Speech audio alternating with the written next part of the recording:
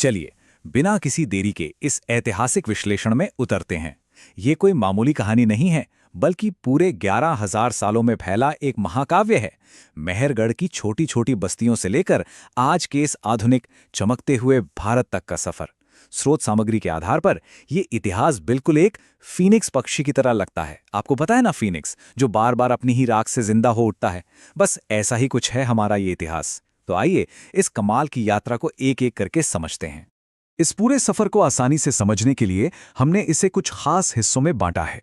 सबसे पहले हम प्राचीन स्वर्ण युग देखेंगे, फिर मध्यकाल का वो बड़ा बदलाव, उसके बाद आक्रमण और सल्तनत का दौर, फिर बड़े साम्राज्य और मराठों का उदय, उसके बाद ब्रिटिश शासन और हमारी आजादी की लड़ाई, और अंत में आज का आधुनिक उभरता हुआ भारत।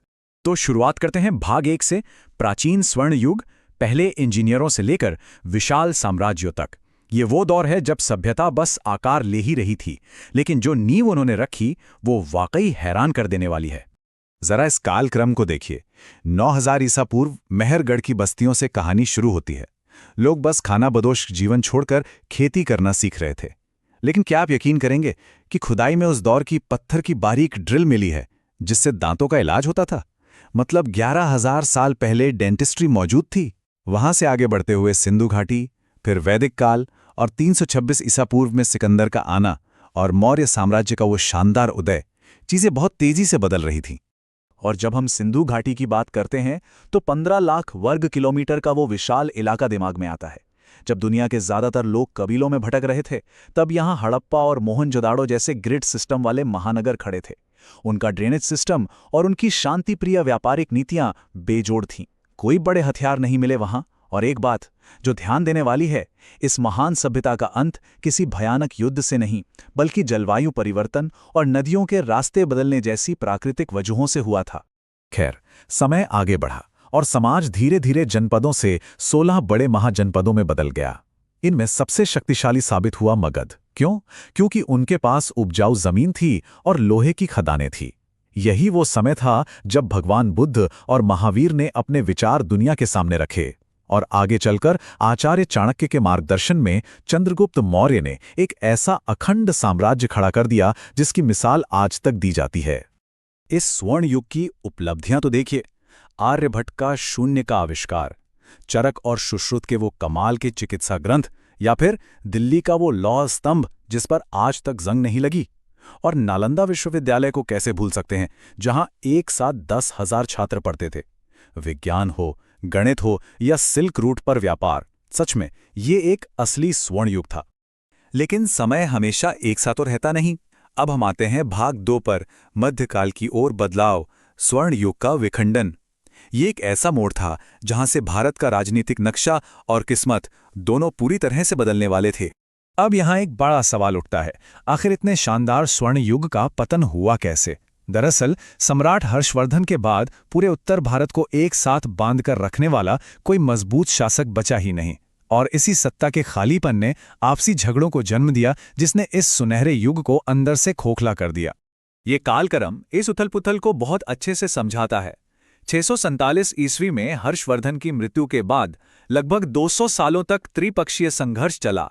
बड़े साम्राज्य आपस में ही लड़ते रहे, और इस आपसी लड़ाई ने उपमहाद्वीप को इतना कमजोर कर दिया कि ठीक उसी समय 712 ईस्वी से विदेशी आक्रमणों का सिलसिला शुरू हो गया, जो अंततः 1192 में तराइन के युद्ध के साथ एक बहुत ही निर्णायक मोड़ पर पहुंच गया।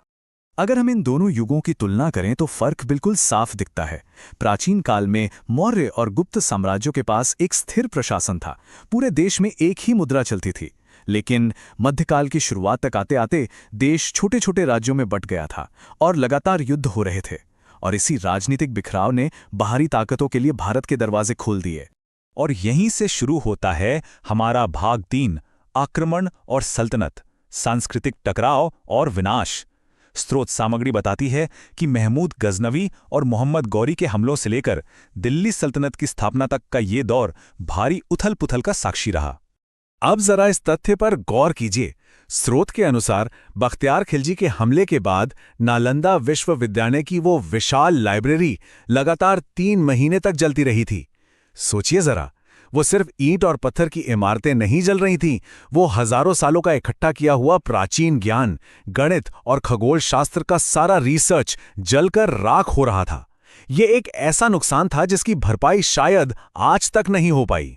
और इसी दौर में युद्ध की कुछ बेहद दर्दनाक सच्चाइयां भी सामने आई। स्रोत में अलाउद्दीन खिलजी की चित्तौड़गढ़ घेराबंदी का जो जिक्र है वो रोंगटे खड़े कर देता है। बंदी बनाए जाने और अपना सम्मान खोने के बजाय रानी पद्मिनी और करीब 16,000 अन्य महिलाओं ने सामूहिक आत्मदाह यानी जौहर की इस दुखद लेकिन अडिग प्रथा को चुना। ये तुलना देखिए, ये बहुत कुछ साफ कर देती है। एक ही समय में उत्तर और दक्षिण भारत की स्थितियां कितनी अलग थीं। उत्तर में जहां दिल्ली सल्तनत का कड़ा बाजार नियंत्रण, भारी टैक्स और निरंतर युद्ध चल रहे थे, वहीं दूसरी तरफ दक्षिण में विजयनगर साम्राज्य एक ऐसे सुरक्षित ठिकाने के रूप में फल फूल रहा था जहां दुनिया भर का व्यापार हो रहा था और प्राचीन कला को पूरा संरक्षण मिल रहा था। इसके बाद हम पहुंचते हैं भाग 4 पर, साम्राज्य, प्रतिरोध और मराठा, मुगलों का उदय और स्वराज के लिए संघर्ष। 1526 में पानीपत के मैदान में तोपों की गूंज के साथ मुगलों के युग की शुरुआत हुई। लेकिन ये दौर सिर्फ सत्ता के विस्तार का नहीं था, बल्कि इसके खिलाफ खड़े हुए जबरदस्त प्रतिरोध का भी था। स्रोत सामग्री यहां शाहजहां के शासनकाल का एक बहुत ही गहरा विरोधाभास पेश करती है।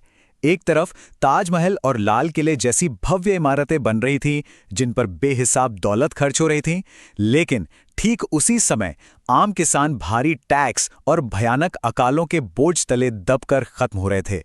एक ही समय में दो बिल्कुल अलग भारत दिख रहे थे। और इसी दमन के बीच से एक शक्तिशाली विचार ने जन्म लिया, स्वराज्य यानी अपना शासन।